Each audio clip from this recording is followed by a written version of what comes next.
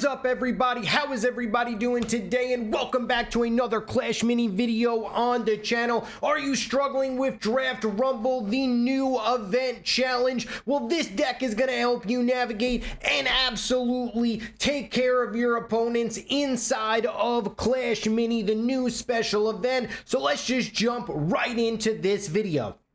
This is going to be a tier list video showing you guys the worst and the best minis and heroes to use. We're going to jump over to the D tier. Kind of do not use these minis. They are not going to get you enough value inside of the match. Starting it off with the hero, Skeleton King and Monk. Yes, they're very, very strong in rounds 1, 2, and maybe even rounds 3. But the problem is rounds 4, 5, 6, and 7. In order to win, you are just not going to get the value with these heroes towards the end, and they are going to be a liability.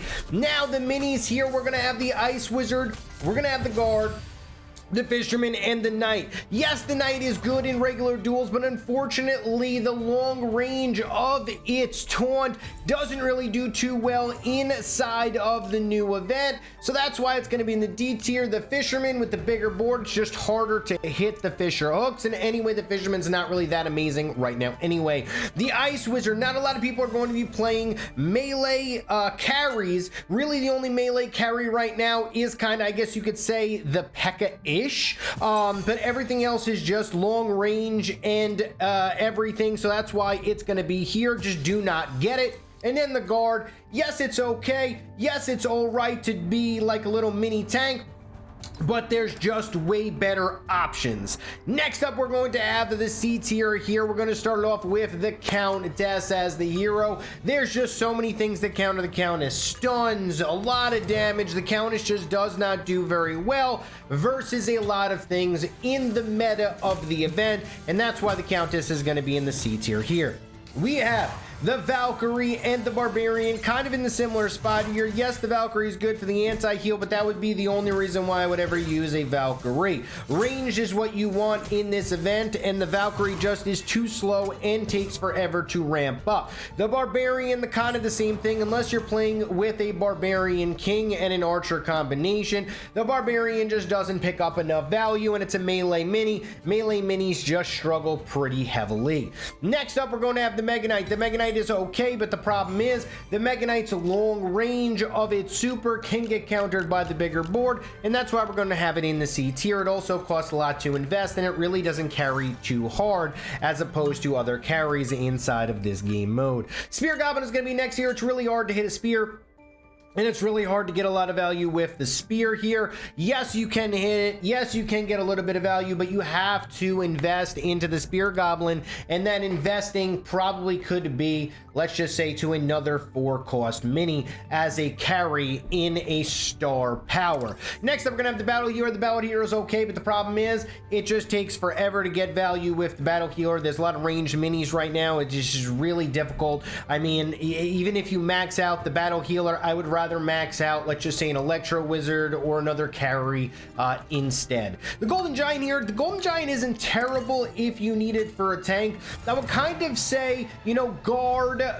and Golden Giant kind of fall into this. Yes, you could get it if you have a lot of backline carries that are just like that tank, you know, that kind of just soaks up damage, and that's all it does. It doesn't do anything else. That's why it's going to be in the C tier.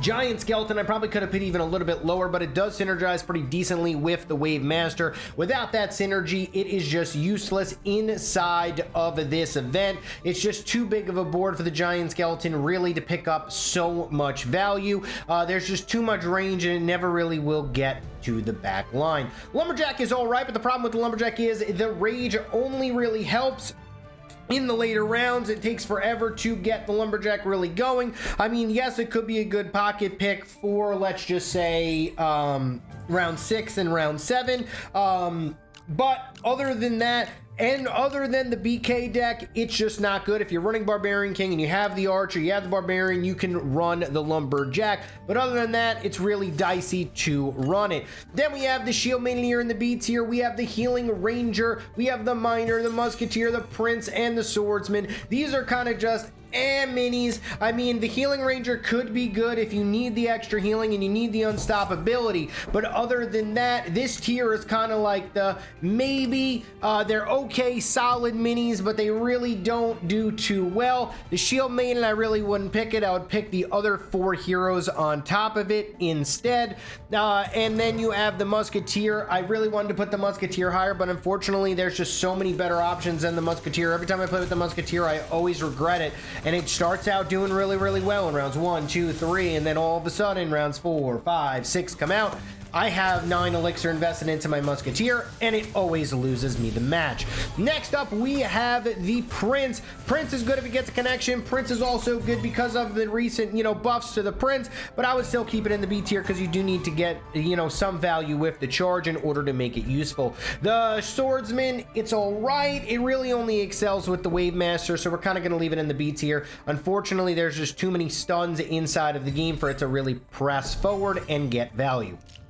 Next up, we have the A tier here. Barbarian King, Wave Master, Archer Queen. These are now the heroes where you can pick and you will get value. All the other heroes, I just personally would not pick. I think they're just a liability and you're making your life a lot harder by choosing any of the heroes under the A tier. Barbarian King is really, really good with the 2 elixir minis. I think everybody knows that. You just take Barbarian King and you try to get as many 2 elixirs minis as possible, and you try to get an E-Wizard or a Magic Archer as your carry with them. Call it a day. There it is. Then you got the Wave Master. Wave Master is really, really good. It can throw over giant skeletons, and it can also throw over, let's just say, Valkyries. It can throw over swordsmen.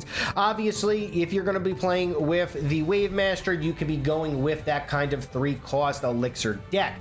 Then we have the Archer Queen here. Archer Queen is always going to be solid. I think Archer Queen, unfortunately, doesn't do really, really well in the super, super, super late rounds, but it will get you there. It will get you to the top 3s, which if that's what you're looking for, that's kind of what the Archer Queen is going to do. It's a very consistent, solid, really strong pushing hero. It's definitely not the best. It's definitely not going to win you in the super, super late rounds, but it is going to get you there almost every time as long as you just pop off that invincibility with your ranged minis behind it.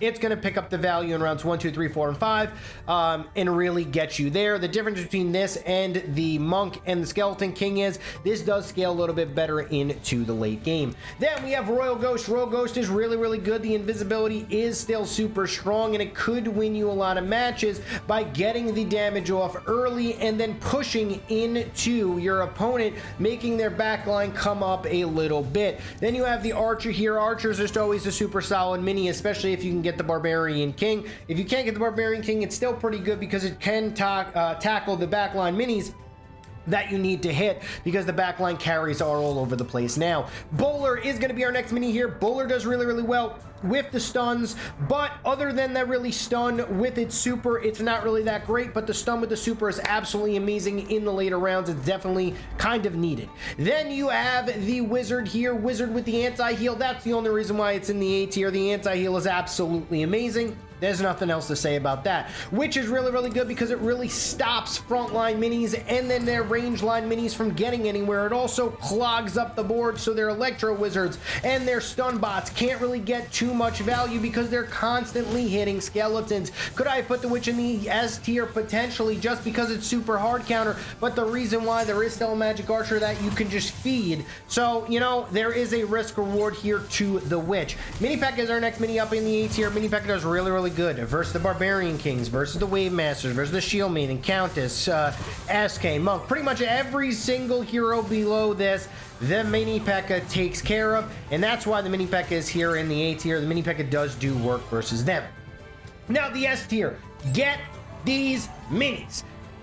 Hero is going to be Royal Champion and Nature Born. Reason why is because of the energy. The energy that they produce is absolutely crucial for your Electro Wizards, for your Bowlers, for your anything that has energy, witches, healing rangers. It just absolutely puts in work. And honestly, with the World Champion, I haven't even lost yet with the World Champion choosing it, so I can't put it anything lower than the S tier because I'm like 4-0 with the Royal Champion, which is absolute insanity. And then the Nature Born, as you can see, Natureborn is just so strong, giving you that extra energy for your Electro Wizard battery, as the Electro Wizard just takes care of business. Now with the minis here, you have the Electro Wizard, the Dark Goblin, the P.E.K.K.A, and the Magic Archer. The Electro Wizard, self-explanatory, stuns the entire map of the enemy team. That's value like you better believe. The Dark Goblin with the ramp up, once it gets the 2 or 3 stars, the Dark Goblin can single-handedly carry you as long as you do not get it stunned.